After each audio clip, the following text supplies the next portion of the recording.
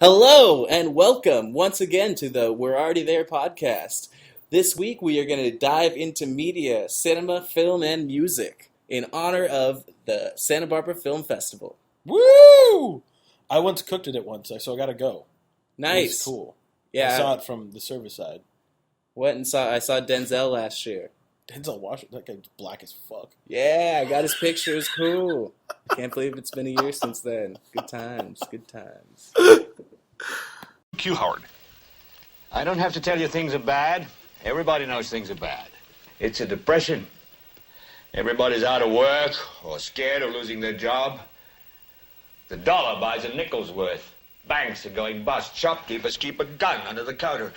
Punks are running wild in the street, and there's nobody anywhere who seems to know what to do, and there's no end to it. We know the air is unfit to breathe, and our food is unfit to eat. We sit watching our TVs while some local newscaster tells us that today we had 15 homicides and 63 violent crimes, as if that's the way it's supposed to be. We know things are bad, worse than bad. They're crazy. It's like everything everywhere is going crazy, so we don't go out anymore. We sit in the house, and slowly the world we're living in is getting smaller, and all we say is, please, at least leave us alone in our living rooms. Let me have my toaster and my TV and my steel-belted radios, and I won't say anything. Just leave us alone. Well, I'm not going to leave you alone. I want you to get mad. I don't want you to protest. I don't want you to riot. I don't want you to write to your congressman because I wouldn't know what to tell you to write. I don't know what to do about the depression and the inflation and the Russians and the crime in the street. All I know is that first, you've got to get mad. You've got to say, I'm a human being. God damn it. My life has value. I'm a human being, goddammit! My life has value! I love the fact that he used the term human being. Yeah, no, it's I'm a fan of that. great choice of words. Yeah. This is, of course, referring to a fantastic quote from a 1976 film entitled Network. And, it's not the first time that's been aired. People have heard that. But, Hopefully you're familiar with it. yeah, hopefully you're familiar with it, but, that was in 1976. It's wild. Yeah. And what's scary, me and Martin just did some research on that film. I honestly have never seen it. So it's funny that, I didn't choose to quote it, but I haven't seen the movie. I also haven't seen the movie. I am just familiar with the scene. I'm just a huge fan of the scene. The scene has been sampled in music. It's been shown in compilations. It's just out there. It's very prolific. And we thought this was an appropriate jump into film. Yeah, well, that's what I want to say. It was classified as a satire. Yeah. Not a comedy, not a drama, like a satire. The film, that's what we were doing research, and the film's classified as a satire. And I think that was a little unnerving. It's like, why is this a satire? It's not even a drama? Satire? It's like South Park? This isn't the same genre as South Park? And in 1976? Yeah. Inflation, Russians, the economy, lack of jobs. Replace Sound Russians familiar? with ISIS and Muslims. Yeah, Russians are still relevant. Yeah, actually, that shit's coming around again. Yeah, it's like disco. One of my favorite quotes from any cartoon ever is Phil from Rugrats, the dad from Rugrats. Stu is the dad.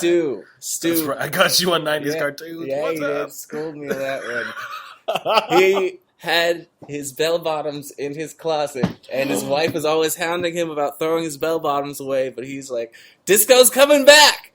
You watch! And boy, howdy was he right. So right. That may have been the seed planted in the minds of a young generation who then turned around and now are huge fans of reinvigorated disco culture, a.k.a. electronic music. I hope not. Well, disco in the 80s are coming back. The Russians are back, and so is cocaine. Apparently, there was like a 1,000 pound. It was like a 500 kilo bust of cocaine going to Britain.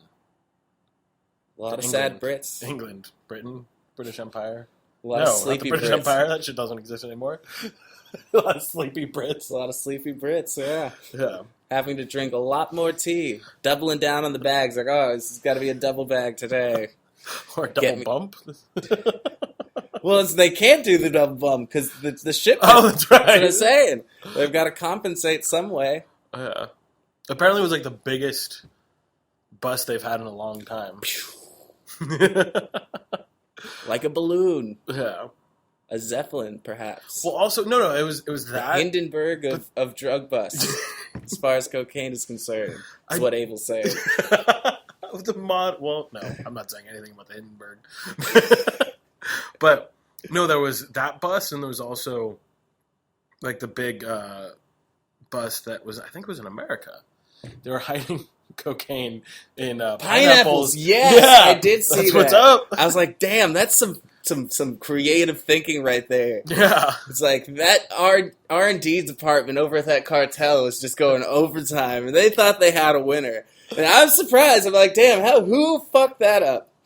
Like that seems like a pretty flawless plan. Like, how did somebody mess up fake fruit? Like, but it wasn't fake fruit; it was real fruit. They were just shipping real fruit that had cocaine in it. real cocaine In real fruit. It's like the West Coast turducken. The Santa Barbara turducken. It's like, you're gonna eat fruit. Nah, it's cocaine. Nope. Well, where I grew up, there's this thing called the PV diet, the Palos Verdes diet. I don't know. Not a lot of people. I heard about it from a couple people, but when I mentioned it to anyone else, they never hear about it. They claim to never hear about it, but it was Palos Verdes diet. Palos Verdes diet. It's Starburst, Starbucks, and cocaine. Starburst, Starbucks, and cocaine. Because you got to get your fruits in there. So Yeah, Starburst. exactly. It sounds like they're just trying to deliver cocaine directly to underage people at Palos Verdes Peninsula High School. Anyways. Starburst, Starbucks, and cocaine. Yeah. Not the energy drink. Is that an energy drink? It was for a quick minute. They actually called an energy drink cocaine? Yes, they did. Wow. It had like, if it was like 10 times the amount of caffeine as Red Bull or something like that. Some absurd amount of caffeine and taurine and all those delightful goods that'll get you all acting like the wild child from the Wild Thornberries. Forget his name now. Another 90s cartoon reference. Dropping Mowgli? Essentially Mowgli. That's but when I don't think stopped his watching name. cartoons. Like, Cat Dog came out, and I was like, fuck this shit.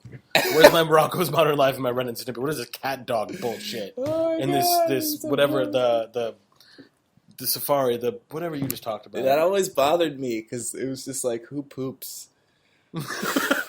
What?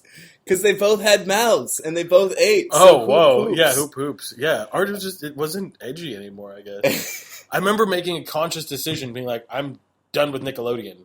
And then I found South Park and Comedy Central.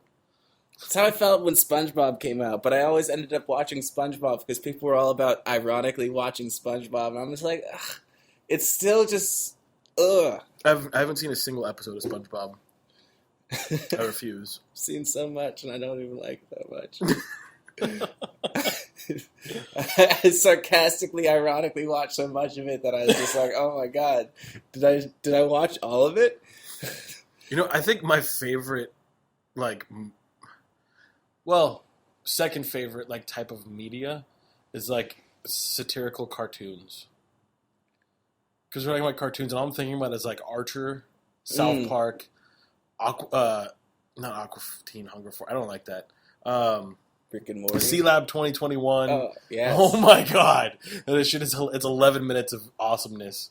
Oh, and what Rick was- and Morty, yeah, of course. What was that other one that was like Johnny Bravo? Not Johnny Bravo. It was like Johnny Quest, but it was like the messed up Johnny Quest. Never really got into it, but I thought that was an interesting flip on the whole Johnny Quest thing. I never saw Johnny Quest. What? I remember the intro, but I didn't like the episode. I was super picky. He was like rugged Richie Rich. Hold on, I've got some... Okay, hold on.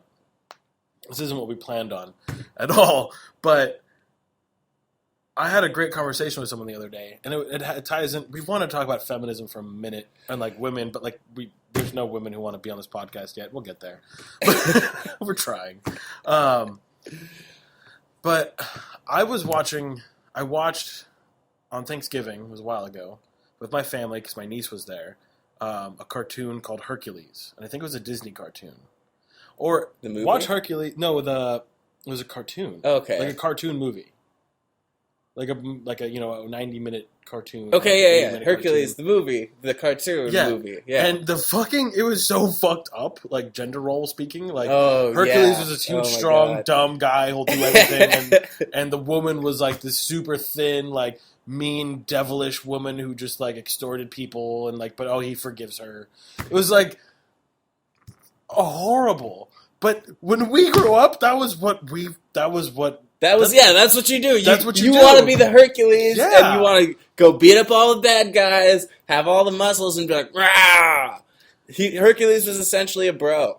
He's just kind of a bro. Yeah, exactly. And with godly powers. And the woman worked with the devil, who worked with Hades. And, like, you can start watching other Disney movies or, like, and look into it. It's all exactly what a lot of voices that aren't male are saying they have an issue with. And it's Not like, all right, Fievel, I'm though. willing to work. Not Fievel. Dude, that was the best. Somewhere out there. It's a great song. I from identified Fievel. because he was a Jew. What do you mean? He was just a mouse. No, it was a Russian mouse who like always had a hat on. That I know. motherfucker's a Jew. His name was Mouskowitz. Mouskowitz. Yeah, he probably. I went want to to watch that temple. again. I want to see that again for sure.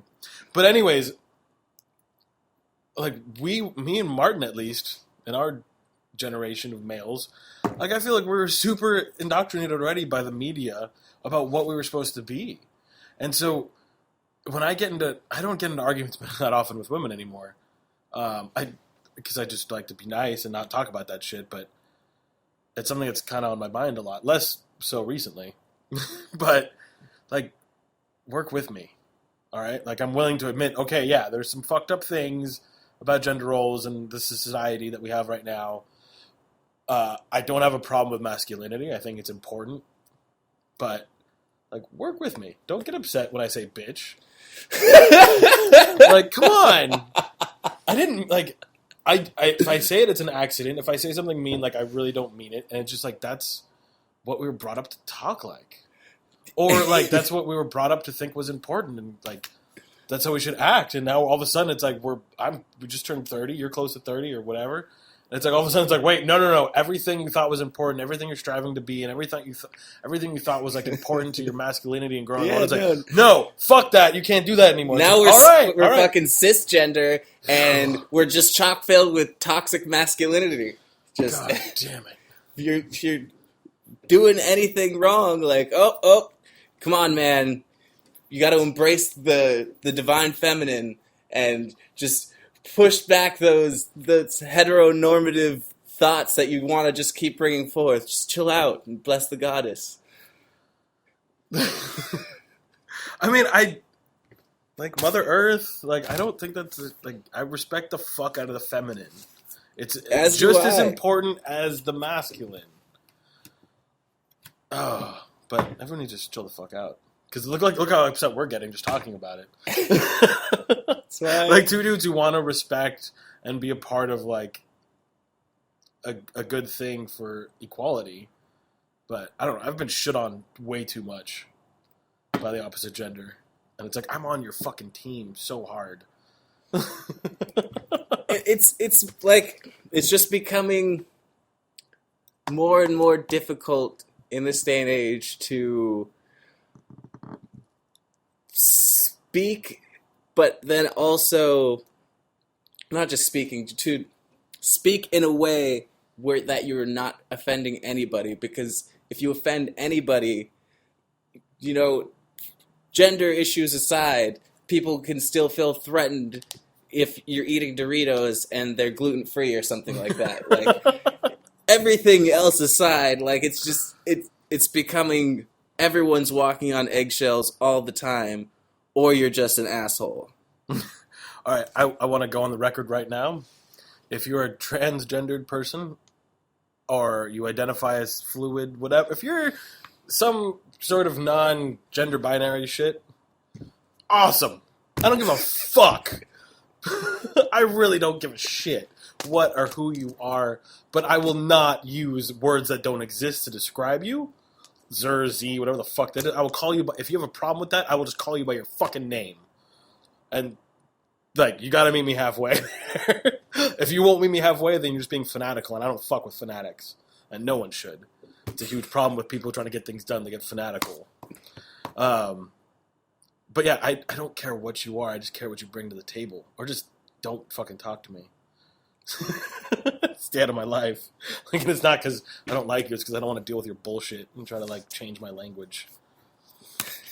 Anyways, but, okay. What we're trying to say right now, at least what I'm just staying a little quiet. I'm not trying to hit this issue as heavy as Abel is quite at the moment, because, you know, if you want to be called something, whatever, I'll try to call you what you would like to be called, but I'm sorry if I don't. Yeah, I don't want to take that. I just like, no, I'm not going to.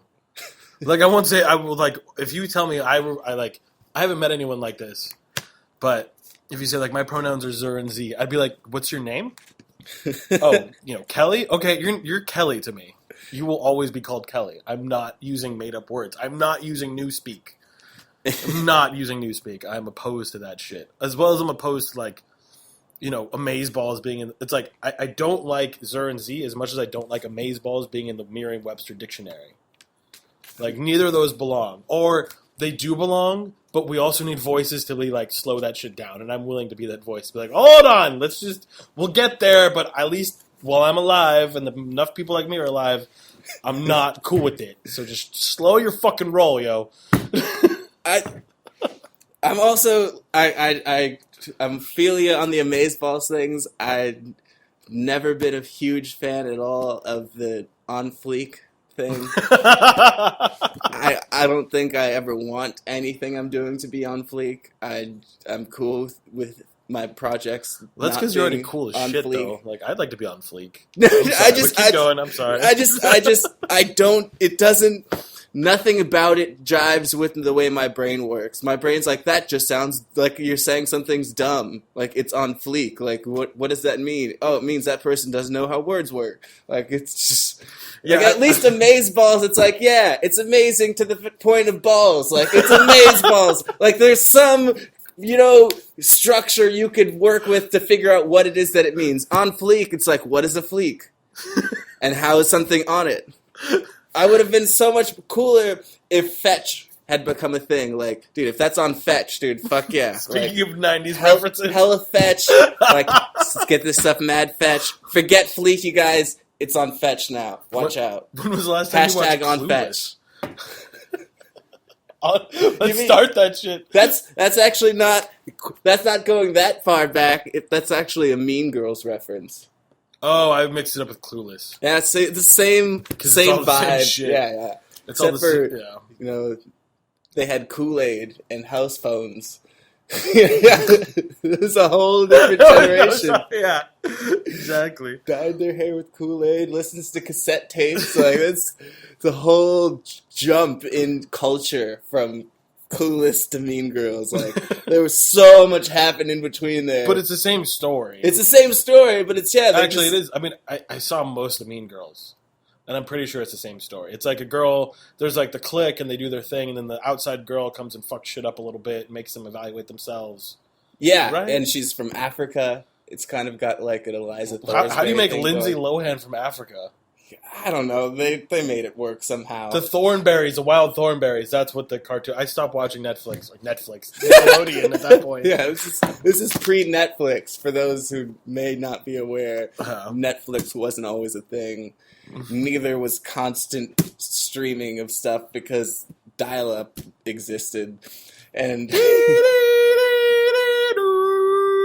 you used to have to be obligated to talk to somebody's parents in order to get a hold of them. Like, if you were below the age of 18 and/or were still just living with your parents, even if you were in your 20s, you'd still probably have to talk to somebody's parents to talk to that person. Yeah, no underage person was answering the phone back then. That was like that cost money. Yeah, like why? Remember when AOL cost money to be on? Like you couldn't be on there for a hot minute. Yeah, Money. You could get like 90 minutes for $10 or whatever. Then after that, you had to like pay more. Yeah. Or it was 90 minutes free, and then after that, you had to pay. The internet used to be on CDs and also floppy disks. Oh my god, that's right. The internet used to come on a floppy disk you put into your computer, Jesus. and then there's all. This makes me think. When you hear the hum. When I lived in Buellton at that place, there was the first time since I was 13 that the internet was a finite resource. Apparently, if you live in rural areas, you have to pay for satellite internet, and you get like 5 units. I don't know what the fucking unit was. Megabytes or gigabytes. I don't know which one. At that point, it's probably gigabytes. Gigabytes. But you get 5 gigabytes a month. And what a gigabyte is like an hour of Netflix. So you can watch 5 hours of Netflix a month, and you pay like $90. That was hard times. Yeah, hard times in the first world. Back when desktops were king. Desktops. All right, desktops. Okay, just real quick. Yeah. Fuck Apple, but they had a brilliant commercial recently that just ties into this whole thing. It's all about this girl doing apps on her iPad, and this older lady comes out and looks at her sitting on the iPad, and she's like, "Oh, what are you doing on that computer?" And the little kid's like, "What's a computer?" Because she's like, "It's an iPad." Like the whole computer. It's not even a. Yeah, she doesn't conceive it as that is a computer. She's like, "Oh, it's an iPad." Like, what do you mean, computer? Christ, that's insane. And that's in our lifetimes. But in the same way that we don't perceive this as a computer, this is a fucking gnarly computer. This is like what we had 8 RAM in the first computer when we got on AOL. What the I don't even know what RAM is. Like this in reference to the desktop. Yeah, like anywhere in the world and like Google. This is probably way more computing power than I used to play Oregon Trail. You know, like, you could probably play the shit out of Oregon Trail on this if you had Oregon Trail. You could play like a 3D version you're playing with other people in the world in real time with like real pictures of real people. You can have them in your wagon, yeah. On your phone. And how long ago was that? That was 20 years ago? Yeah. 15 years ago? Okay, not 15, because I was 15 years ago. So, like, 17 years ago? Yeah. 18. Fuck. Well, 18, 19. Well, like, Oregon Trail was, like, middle school. Yeah, so that was, like, 20. Yeah, Jesus. 20-something years ago. For the Oregon Trail shenanigans. Had this super sick, like, Muppet Babies game, too. It was dope as fuck. Muppet Babies? Yeah, Muppet Babies game on the computer is dope. I don't even remember. Also, there was do you remember Where in the World is Carmen Sandiego? Yes, I do. Does anybody know where she is? No. Does anybody out there know where Carmen Sandiego is? Are we still recording? I'm going to check. Let's see. With Carmen Sandiego, she was a slippery We should get we need a little doll of her so we can have her here. So we found her. Where in the world is Carmen Sandiego? Oh my god. All right, a huge I want to hone this in real quick. Yeah, we just went off we kind of about fucking media. We were, but like this is what we originally wanted to talk about was like media and the effect on people and like just how important it is and like how much it is in our lives, and it's almost like a part of humanity at this point. It's like I have nostalgia when I watch the new Star Wars. Like I said, not the newest one, but the third newest one. Like I feel like nostalgia. Like I feel like I'm a little kid again. I get super excited, and it's a fucking movie. Like what the shit is that? That's like even new in itself to humanity. Like movies, like this short thing of like a whole story that happens in front of you that's totally fictional, but like how is my brain processing that? Oh my god, I've been thinking about that recently, and I'm just like. There's something irrevocably wrong with the amount of things that we have going on in our head that isn't our life. Like, there's definitely that's something that's wrong with society, and I definitely, as a person, try to move away from having as much of those fictitious stories bumping around in my head, because it's like, that's not my life. Or at least I want to hone them into things that I think would benefit. Yes. Like if I'm gonna watch Netflix, I'm gonna watch shit that I think will assist me in my wake. Like when I'm not just watching Netflix, like watch archetypes I admire. House of Cards. But even in like the amount of like media that we are bombarded with without even trying to be, like how they have like random ads going at gas stations now on TVs, like billboards, radio ads, just like if you go somewhere and you're in a place, you'll probably see something. Computer ads. Or Facebook ads, Instagram ads. There's ads fucking at, South Park once again. Covered that shit already. South Park hit the nose on the head. Yeah. We're ads are getting inundated smarter. with shit that we don't want to be inundated with. But there has to be some sort of psychological effect on an entire generation and generations of people who grow up watching a sitcom or a drama or like half-hour things where there's conflict and resolution all within a half hour without doing anything, with having like an issue and it being resolved with no effort, and like you have that tension and release and there's no effort that you put into it to accomplish that.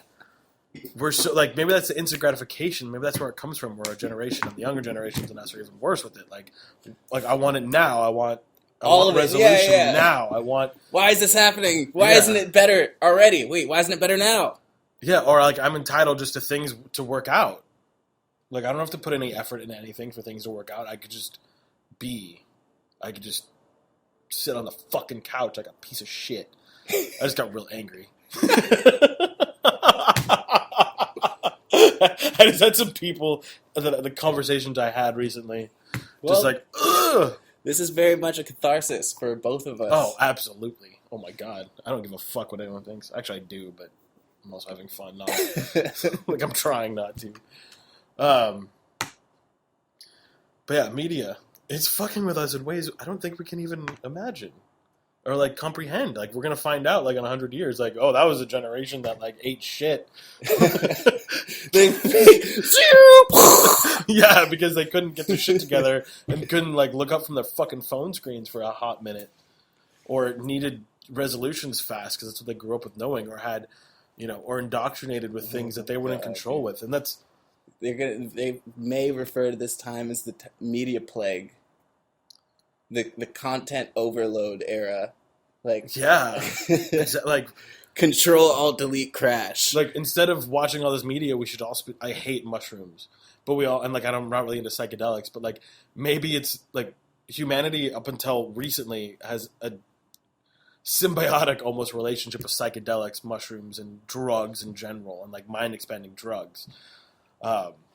So maybe like we made that illegal, so. We still need that visual audio stimulation that just comes to us. And like it's ingrained in us to seek that. But the problem with media is that it lends to indoctrination. Like there's people controlling what's going out. And just like anything, there's two sides to the media. Or there could be multiple sides. But there's obviously a spectrum. And there's like a bad spectrum of like people trying to control us and just turn us into, whatever we always talk about, like just part of the machine and just pay your taxes. Cog, and, like go into debt and just how much money can I extract from you, and just another cog. Or it can be something that's trying to wake us the fuck up and like, warn us about what's going on. Like that clip we had at the beginning, like The Network, like movies like V for Vendetta, like They Live. Yeah, a lot of these really awesome pictures that people get to, how you were talking about Star Wars and the military-industrial complex. All of these wonderful pieces of media that lend to a shift in society as opposed to a sustaining of the current status quo. Yeah, I mean, like Hunger Games. That was a huge deal, especially with a younger generation than us. It's like, what was the core of Hunger Games? The core of the values was like social struggle, and like overthrowing that which is controlling us and making us do what we don't want to do. That's the heart of it. And everyone And ate nuts that and shit bolts. up. Yeah. I read the fucking books and I watched the fucking movies. I watched the movies, never read the books. It was inspiring, but it was fictional. And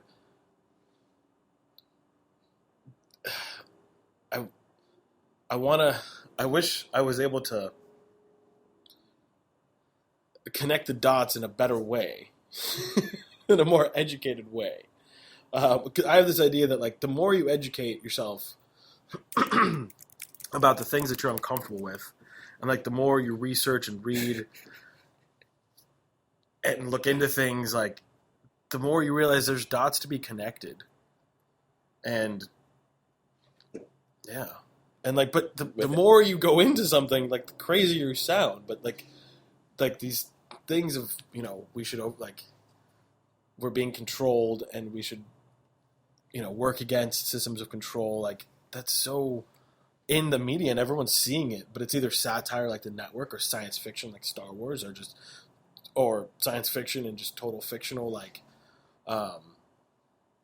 Hunger Games. But there's obviously something that, like, we're attracted to. And I think that we feel that, but we're too scared to speak it.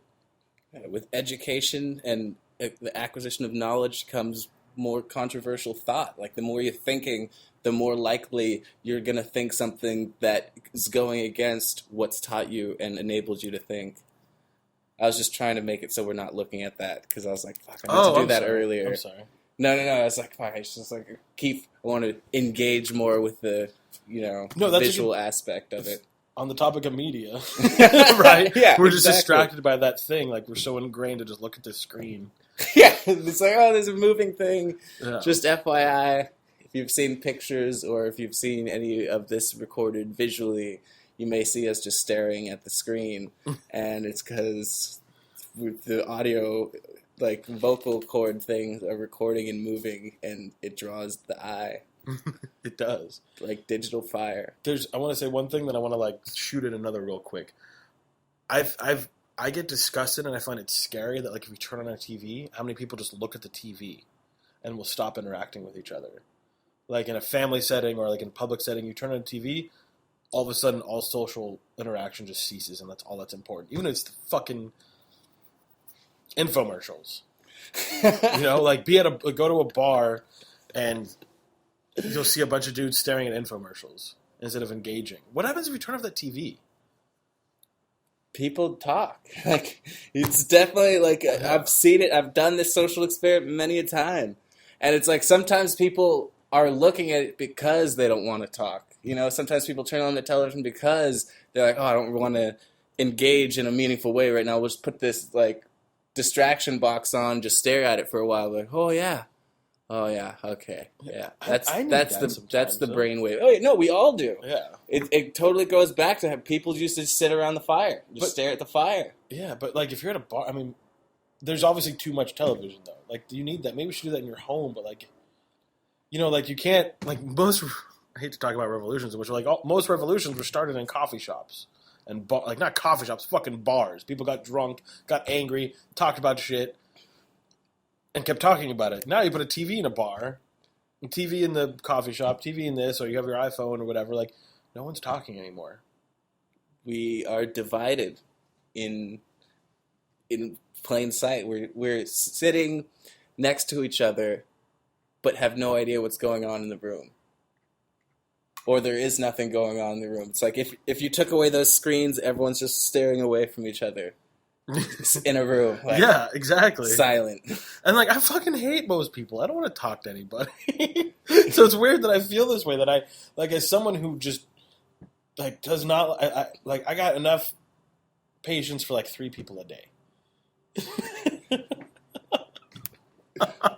I mean, I'm including, like, if I'm at the grocery store, I just start getting upset because, like, this person's walking too slow, this person's taking too long getting their credit card out. I know I'm an asshole. But I think it's funny that someone like me is scared of walking into a place and seeing a bunch of people on a phone and not engaging. Because at least the few people I want to talk to, not all, but I'm still capable of engaging people like this, and this is what I feel like is important to talk about, as well as what we talk about. I'm a degenerate off of like, you. We both are, not alone in that. I'll talk. I love talking bullshit like no other, but I also think communication is extremely important. But I wanted to speaking of communication and media and talking, like, the amount of money that goes into media and movie production. You would imagine there's some influential people, some powerful, some rich, influential people that are behind what's being said. Like, the whole FCC thing, like, oh yeah, but the media is controlled. Like, we know that happens. So who's controlling it? It's the indefinite they, as we've referred to. The indefinite they. The indefinite they. And I think there's two sides of the indefinite they. There's the good and the bad. No, I definitely agree. There's people who are trying to keep things the way they are, and the people who would like to change it. Not to say that either of those groups is necessarily bad. They're just doing it. It just is. That's a good point. Like, if I was in power, I'd do exactly what they were doing. Like, I just admitted I got room for like 3 people a day, and I clearly have no respect for the populace. I respect the person, not the people. So I have no problem just extracting what I need from people, but I'm not in a position in my life where I can do that, and I don't really know how, but I totally would. So is that bad? Or is it just... You are a product of your own, of like the society in which you live. You know what I mean? You have that thought process and mentality because that is where you are. You know what I mean? That's the top of the mountain. We're at the bottom looking up, and you're like, that's what's up. That's a really good point. Like, I'm an organic farmer. You're an artist. Like, but we still, like, I admire the Rothschilds. I admire, like, I don't admire what they do, or like, I admire the indefinite they. I like, Frank Underwood from House of Cards is like, along with many other people, like an archetype for me. Like, that's someone who just does what he fucking wants and gets it done no matter what. But at the same time, he does it, like, if I've watched House of Cards like 6 times, and I'm watching it again right now. And like this time I'm watching it, I'm realizing like all of his policies and everything he tries to do is good for the populace. It's good for people. But he fucking kills people and... Well, that's like one of those old sayings, what's good for the goose is good for the gander. That's something that someone like him would say. He's like, well, I'm getting this, but look what everybody else is getting because I'm getting this. Like, meh, meh, meh. Yeah. I mean, I'm okay with that thought, but at the same time, like, I want, that throwback should be society. A little bit more, at least. Like, yeah. There shouldn't be people making billions, and then the bottom rung of their workers aren't making a living wage. Like, there's a fucked up disconnect that is occurring, and that everybody is becoming more and more aware of, for sure. Yeah, but that's a cyclical thing, too. Like, there's always, like, as soon as, there's always an equalizing moment. There's a culling, there's an asteroid, there's a collapse of a government, there's a collapse of a society. The grand equalizing moment. And then those who rise to the top, but then eventually the disparity becomes so great that the people on the bottom go, fuck this shit. There's more, like, we could take enough bullets that we could eventually accomplish something. And that's not, that's something that happens. That's something that's happening right now in the world. There's somewhere in the world that's happening right now. This is very, very true. Yeah. You had a song you wanted to contextualize, perhaps? Yeah. So we wanted to try to play the song at the end of the podcast, and it's a little metally, it's a little loud, but we're talking about media, and media is great to inspire you and to make you think differently. And I'm always, or often, like, driven by music to accomplish the goals I need to do. And this song, it's These Walls by Serge Tankian. A lot of his music there's many layers to what he's saying. And it's like, it's loud and it's metal, so it throws off a lot of people, but it's also just gets you amped up to like do something. And to me, this song kind of speaks to the disparity between the rich and the poor, or the people in power and the people who aren't. Or, like, in my mind, the simplest way to think about it is the people, like in our society, the people who are a part of the military-industrial complex and part of the non-American government that I think exists, and the rest of the American people. government. The American government. There's America and there's America. And the military-industrial complex is part of America. It's the disparity between the two. That's what the song means to me. It's like these empty walls. I don't want to go too far into it because I don't really know, but it elicits an emotional response for me to like look at the disparity and recognize it. I dig that. I hadn't got that deep into the song, but we're gonna play it as after we say our goodbyes. So, thanks for listening, everybody. Hope you had a good time. Hope you enjoyed what we had to talk about.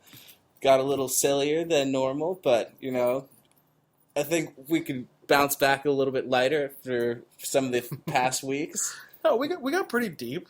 Yeah, no, deep, but we got far less abrasive. Yeah. Well, there was two dudes talking about women's rights. Yeah. I feel much more comfortable if there was at least 3 women here when we talked about it. So. Yeah, no, we'll revisit it in a more socially applicable context. Yeah, we didn't discuss it. We just told our opinion. Yes. And what the fuck do I know? I grow broccoli for a goddamn living. So once again, thanks everybody. Nice to hear ya. Hope you have a good week. See you in the future. Thank you, everybody. Appreciate it. Have a good night.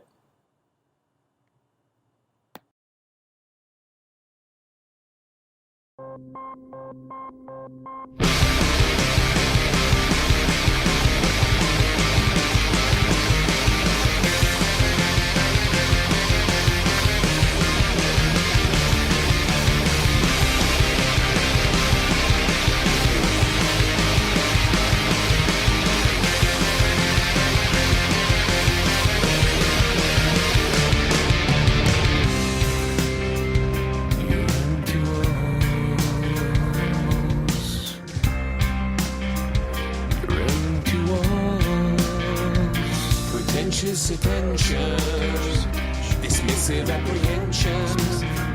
Don't waste your time.